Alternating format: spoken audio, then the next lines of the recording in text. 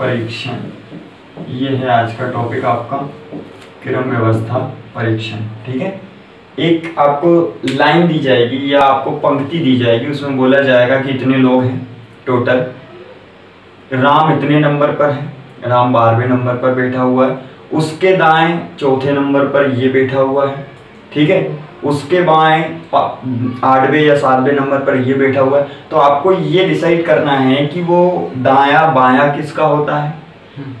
पंक्ति अगर इतने की है तो उसका आगे से स्थान ये है तो पीछे से क्या होगा, ये सारी चीजें अपन यहाँ निकालना सीखेंगे। जैसे अपन ने पढ़ा है अल्फाबेट में, अल्फाबेट में 26 अक्षर होते हैं, वैसे यहाँ पे आपको दिया जाएगा कि इतने लोग उसमें पंक्ति में कुल हैं। कहीं कहीं ये भी पूछा जाता है कि ये इधर से इतने नंबर पर है दाएं बाएं से, और दाएं से इतने नंबर पर है, तो आपसे पूछा जाएगा कि पंक्ति में कुल कितने लोग हैं।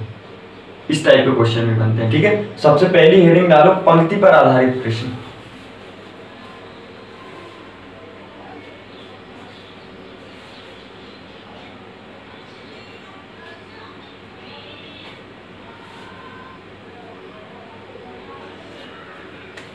इसमें टाइप 1 लिखेंगे अपन,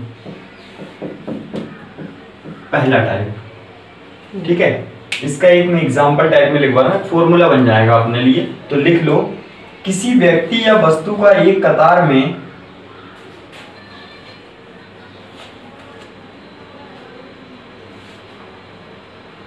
किसी व्यक्ति या वस्तु का एक कतार में बाएं से एलवा स्थान, बाएं से एलवा स्थान, एल एल कैपिटल एल, ये एलवा स्थान, तथा दाएं से आरवा स्थान कैपिटल आर,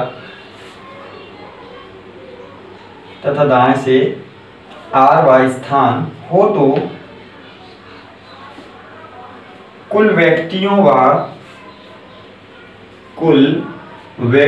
व वस्तुओं की संख्या, कुल व्यक्तियों व वस्तुओं की संख्या। अभी जस्ट जो मैंने लाइन बोली थी वही लाइन है। क्या बोला है कि किसी व्यक्ति या वस्तु का एक कतार में दाएं से एलवा स्थान है और बाएं से आरवा स्थान है। तो आपसे बोला है कि उस कतार में या उस पंक्ति में कुल कितनी वस्तुएं हैं या कुल कितने व्यक्ति हैं। तो उसके लिए फॉर्मूला है T = R + L - 1। दोनों को जोड़ोगे, उसमें से एक क्या कर दोगे, माइनस कर दोगे। ठीक है, जल्दी से फॉर्मूला लिखो, एक एग्जांपल कर रहे हैं इसका।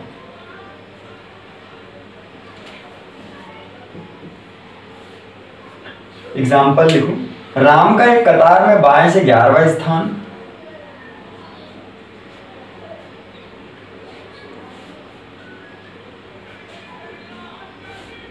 बाएं से 11वां स्थान तथा दाएं से 15वां स्थान है।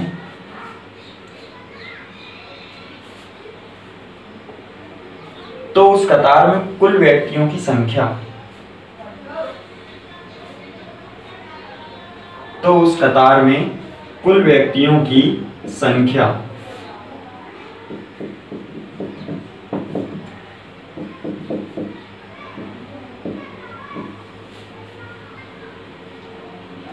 समझो क्या बोला है, बाएं से 11वां और दाएं से 15वां। ठीक है, दोनों को जोड़ना है, जोड़ के एक माइनस कर देना है। 11 15 26 होता है, 26 में से एक गया, मतलब कुल कतार में कितने लोग हैं, 25। इजी है, आराम से निकाल सकते हो, जल्दी से नोट कर लो।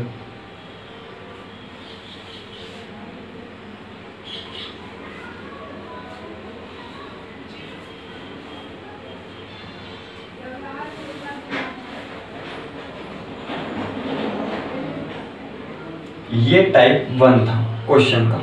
अब टाइप 2 पढ़ेंगे। टाइप 2 क्या आता है, लिखो। टाइप 2 आता है आपका, किसी कतार में कुल P वस्तुएं या व्यक्ति हैं, किसी कतार में कुल P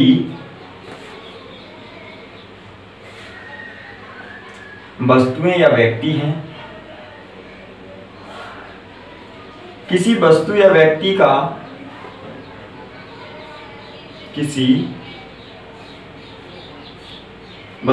व्यक्ति का बाएं से एलवा स्थान हो, बाएं से एलवा स्थान हो तो दाएं से क्या स्थान होगा, तो दाएं से क्या स्थान होगा। टाइप 2 इसमें आपको देखो क्या करना है, अब आपको दाएं वाला स्थान निकालना है। यही फॉर्मूला रहेगा, थोड़ा सा चेंज क्या होगा, r बराबर, क्योंकि r का मान निकालना है, तो ये हो जाएगा t माइनस एल प्लस 1। यहीं से निकला है फॉर्मूला, यही है।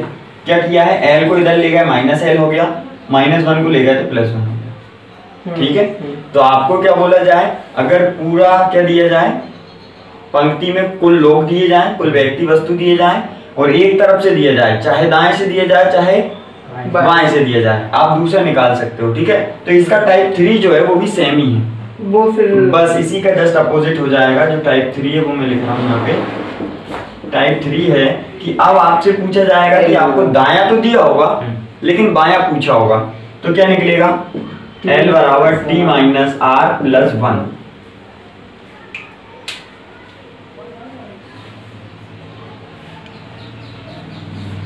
ठीक है, एक क्वेश्चन इसका भी लिखें। 50 छात्रों की कतार में 50 छात्रों की कतार में रामू का बाएं से 13वां स्थान है, बाएं से 13वां स्थान है, तो दाएं से कौन सा स्थान होगा, तो दाएं से कौन सा स्थान होगा। क्या कर पाओगे, जल्दी से आंसर निकाल के बता दो।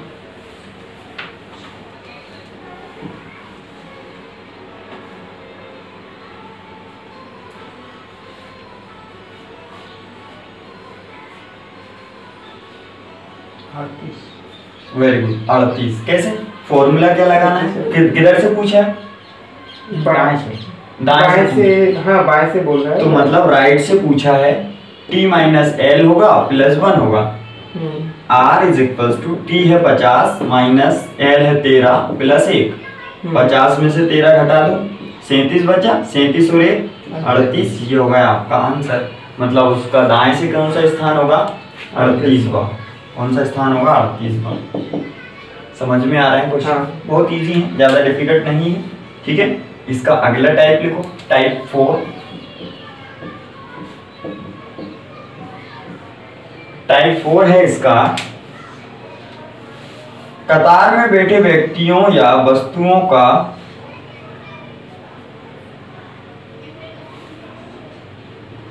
कतार में बैठे व्यक्तियों या वस्तुओं का आपस में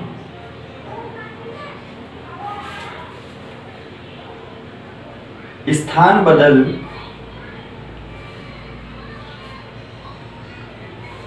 लेने से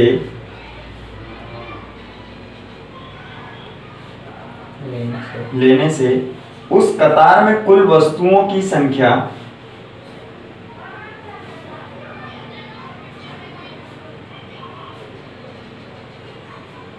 उस कतार में कुल वस्तुओं की संख्या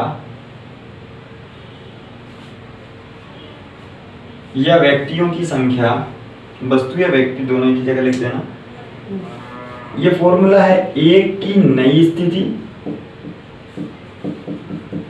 एक की नई स्थिति प्लस दूसरे की पुरानी स्थिति, दूसरे की पुरानी स्थिति माइनस 1। एक की नई स्थिति प्लस दूसरे की पुरानी स्थिति माइनस 1।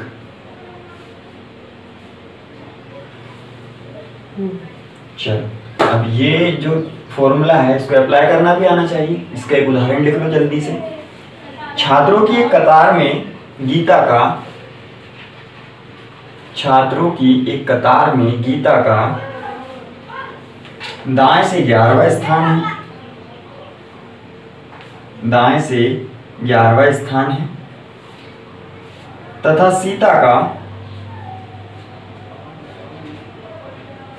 सीता का बाएं से 15वां स्थान है। बाएं से 15वां स्थान है। यदि ये दोनों आपस में अपना स्थान बदल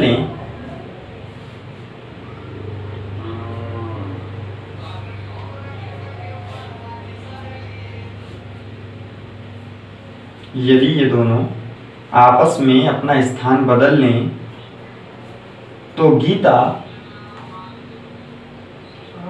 दाएं से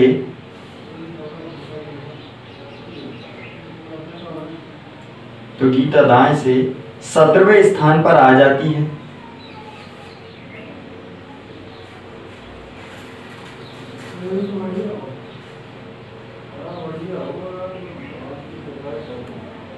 सत्रहवें स्थान पर आ जाती है। तो कतार में कुल छात्रों की संख्या क्या होगी? तो कतार में कुल छात्रों की संख्या क्या होगी? चलो यहाँ ये क्वेश्चन अपन सॉल्व कर लेते हैं। ठीक है, क्या बोला है? फॉर्मूला है अपना एक की नई स्थिति प्लस दूसरे की पुरानी स्थिति माइनस एक। ठीक है, एक की नई स्थिति निकाल लेंगे, दूसरे की पुरानी स्थिति वैसे की वैसी रख देंगे और उसमें से कर देंगे माइनस एक। ठीक है, देखो पहला बोला है कि गीता का दाएं से 11वां स्थान है ना, और सीता का बाएं से 15वां स्थान है। आगे लाइन में बोला है अगर ये दोनों अपना स्थान बदल लें तो गीता दाएं से 17वें स्थान पर आ जाती है। गीता दाएं से कितने स्थान पर आ जाती है? 17वें स्थान पर आ जाती है। तो आपका जो नई स्थिति वाला है वो तो यही है, एक की नई स्थिति। अब ये नई स्थिति किसकी आ रही है? गीता की आ रही है। तो पुरानी स्थिति किसकी रखनी पड़ेगी? सीता की। ठीक है, सीता की पुरानी स्थिति क्या देके रखी है? 15, बाएं से 15। ठीक है, तो क्या रखेंगे अपन यहाँ से? एक की नई स्थिति मतलब गीता की नई स्थिति क्या है? 17, और दूसरे की पुरानी स्थिति मतलब सीता की। तो यहाँ मैं लिख देता हूँ ये गीता वाला है और ये सीता वाला है, जिसकी भी दो स्थितियां दी हो।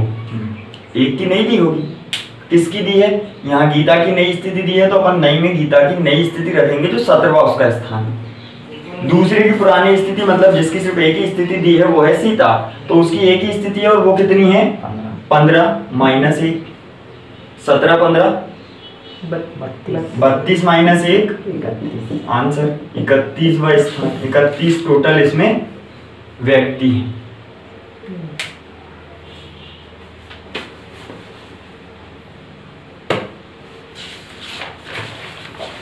कंफ्यूजन तो नहीं है यहाँ पे कुछ? ठीक है, नई स्थिति का मतलब जिसकी नई स्थिति दी हो उसकी नई रखना है आपको, 11 नहीं रखना था यहाँ पे। इससे इफेक्ट नहीं पड़ेगा जैसे अगर बाएं दे रखा है कि बाएं से 11 है या दाएं से? नहीं, दोनों का अलग अलग ही दिया होगा। एक का दाएं से दिया है तो दूसरे का बाएं से दिया होगा। ठीक है, वो सेम कर दे कि उसका एक से दाएं से 11वां और एक का 15वां है। हाँ, तो फिर इफेक्ट नहीं पड़ेगा। फिर वो चेंज करने पे होगा ना, चेंज वाला ही रखना है आपको। तो अच्छा, वो इफेक्ट नहीं करेगा, इफेक्ट करेगा चेंज वाला। जो चेंज वाला दिया है सिर्फ वो रखना है आपको, जो नई स्थिति है वो रखनी है। एक की पुरानी रखनी है, जो बचेगा उसकी पुरानी रख देना। जैसे अगर ये गीता का 17वां स्थान नहीं होता और वो हाँ, सीता का होता, सीता का 17वां होता तो फिर अपन यहाँ रखते उसको, सीता वाले को। समझ में आया? फिर गीता वाला स्थान यहाँ हो जाता। फिर ये 11 रखा था फिर उसका, हाँ है ना? हाँ, फिर उसका अकेला 11 ही रखा था। 15 यहाँ 15 की जगह 11 रखते और यहाँ हो जाता। ये तो 17 ही आता। 17 ही आता। ठीक है, चलो अब इसका टाइप 5 और लास्ट टाइप, ये समझ में तो आया? ठीक है, आखिरी टाइप और पढ़ लेते हैं। आखिरी टाइप है आपका टाइप 5, एक पंक्ति में बैठक व्यवस्था। एक पंक्ति में बैठक व्यवस्था।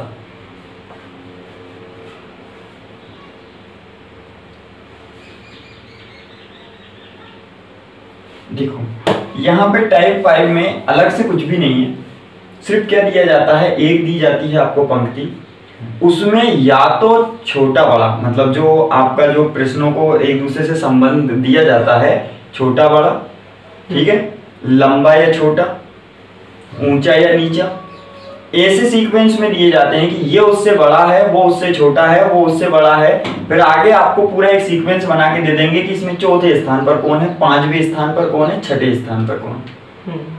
ये क्वेश्चन होते हैं, समझ में आया? एक ही पंक्ति दी है लेकिन उसमें कैसे बिठाया उनको, या तो क्या बोला है, ये उससे बड़ा है, वो उससे छोटा है, ठीक है। और आखिरी में पूछ लेंगे, लास्ट में क्वेश्चन पूछेंगे आपसे कि जैसे कि ए बी से बड़ा है, बी सी से छोटा है, ऐसे करके लास्ट में पूछ लेंगे आपसे कि सी ए से छोटा है या बड़ा है। समझ में आया? पंक्ति एक ही होगी लेकिन बड़ा छोटा या ऊंचा नीचा ऐसे करके आपको रिलेशन दिया जाएगा। तो डायरेक्टली एक क्वेश्चन लिख लो आप, समझ में तो आ ही गया है। फॉर्मूला नहीं, इसमें देखो फॉर्मूला कुछ भी नहीं है, इसमें ऐसा दिया है छोटा बड़ा होगा, हल्का भारी होगा, कम ज्यादा होगा, कंपैरिजन, काला गोरा होगा, बस कंपैरिजन दिया है। वरिष्ठ होगा या कनिष्ठ होगा, दाया बाया होगा, ठीक है। क्वेश्चन देखो डायरेक्ट, राम के बैंक खाते में गोपाल से अधिक धनराशि है,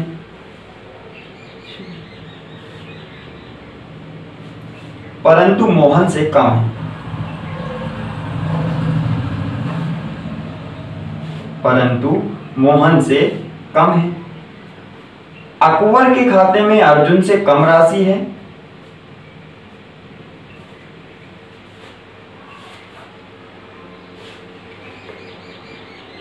अकबर के खाते में अर्जुन से कम राशि है, परंतु राम से अधिक है, परंतु राम से अधिक है।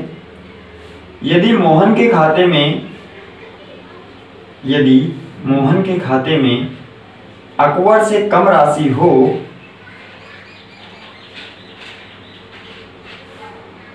अकबर से कम राशि हो तो सबसे अधिक धनवान कौन है? तो सबसे अधिक धनवान कौन है? अनिल अंबानी, मुकेश अंबानी। अच्छा है, कोई भी हो लेकिन धनवान तो नहीं है। सही है। अभी शायद वर्ल्ड में 4th नंबर पे नाम आने लगा उनका। हाँ, ये अभी जो लिस्ट आई है उसमें।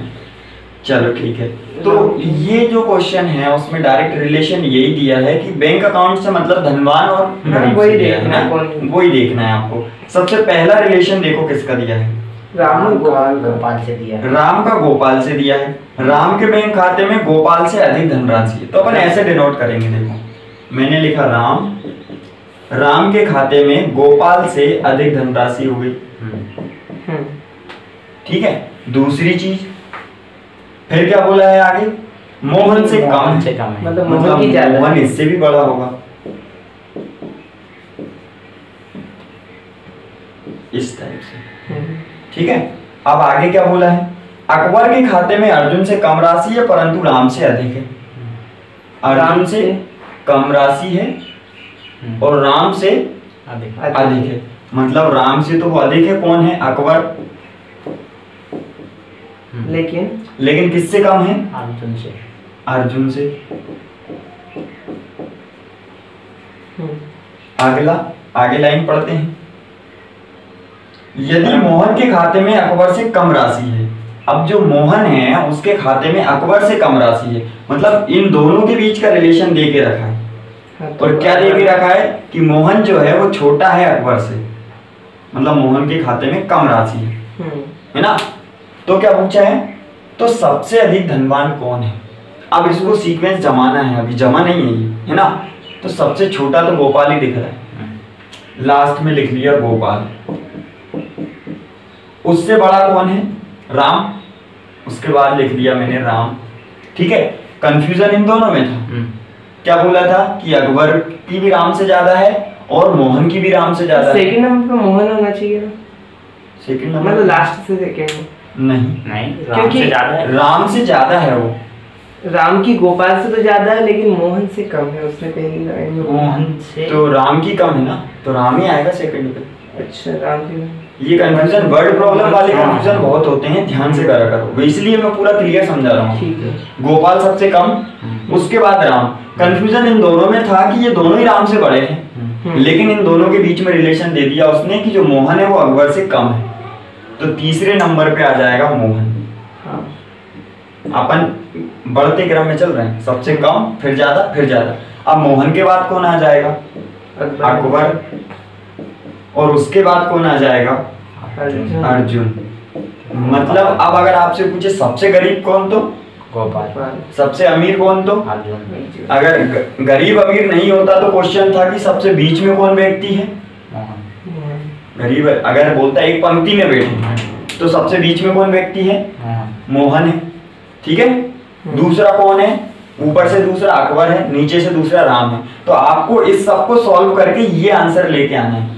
अगर आपने ये पंक्ति बना ली तो फिर आप किसी भी क्वेश्चन का आंसर दे सकते हो। तो अपन से पूछा सबसे धनवान व्यक्ति कौन है, तो सबसे धनवान व्यक्ति है अर्जुन। अर्जुन।